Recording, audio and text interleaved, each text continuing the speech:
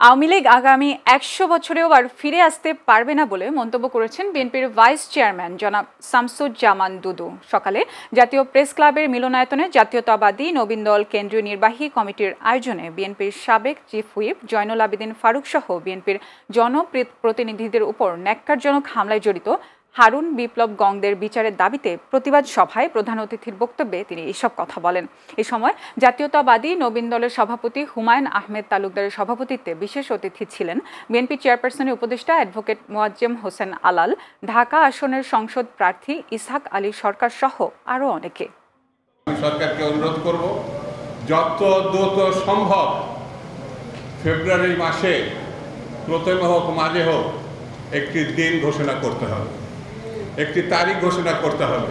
তাহলে এখন যে অস্থিরতা এবং সংকট আমার মনে হয় অনেক অংশে সেটা কমে যাবে।